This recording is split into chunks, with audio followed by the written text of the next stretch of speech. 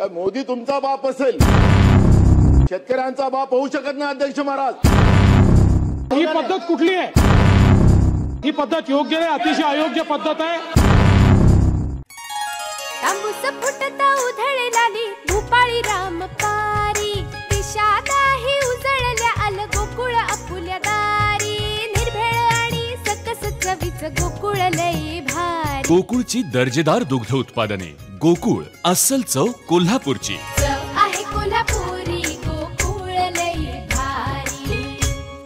आणि राज्याचे कृषी मंत्री ज्या पद्धतीने सातत्याने शेतकऱ्याचा अपमान करतात आहे, शेतकऱ्याचा अपमान करतात अध्यक्ष महाराज, हा अपमान आता राज्यातला शेतकरी अन्नदाता सहन करणार आहे अध्यक्ष महाराज। या राज्याच्या मुख्यमंत्र्यांनी या राज्याच्या शेतकऱ्यांची जाहीर माफी या सभागृहात मागितली पाहिजे अध्यक्ष महाराज। ज्या पद्धतीनं सातत्यानं काय मोदी तुमचा बाप असेल, शेतकऱ्यांचा बाप होऊ शकत नाही अध्यक्ष महाराज। आणि या पद्धतीनं ज्या पद्धतीचं वक्तव्य हेच आहे अध्यक्ष महाराज, अजिबात नाही चालणार अध्यक्ष महाराज, याच्यावर कारवाई झाली पाहिजे। एखाद्या विषयावर भावना व्यक्त करणं वेगळी गोष्ट आहे आणि थेट अध्यक्षांवर धावून जाणं हे अशोभनीय आहे। अशा प्रकारे अध्यक्षांवर जणू काही अध्यक्षच दोषी आहेत अशा पद्धतीनं अध्यक्षांवर धावून जाणं हे या सभागृहात आम्ही पहिल्यांदा पाहतोय। लोक वर गेले नाही तसं नाहीये, पण ही पद्धत कुठली आहे की अध्यक्षांच्या अंगावर धावून जायचं? ही पद्धत योग्य नाही, अतिशय अयोग्य पद्धत आहे।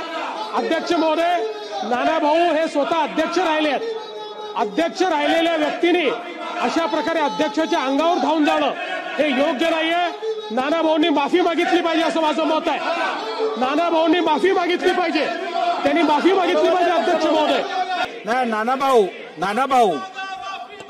नानाभाऊ हा सभागृह कामकाजासाठी आहे आणि कामकाज नियमाप्रमाणे चालणार।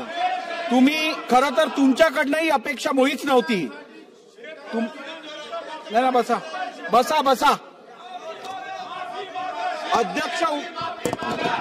अध्यक्ष बोलायला उभे राहिले असताना असं वागणं तुम्हाला जर शोभत असेल तर मला काय म्हणायचं नाहीये पुढे।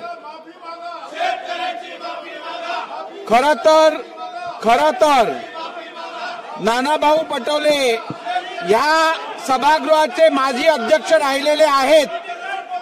ते अध्यक्ष असताना या सभागृहात राजदंडाला स्पर्श केल्यानंतर काय कारवाई करावी या संदर्भातलं रुलिंग झालेलं। त्यामुळे नानाभाऊ मला तुम्ही पुढची कारवाई करण्यासाठी अजून मजबूर करू नका।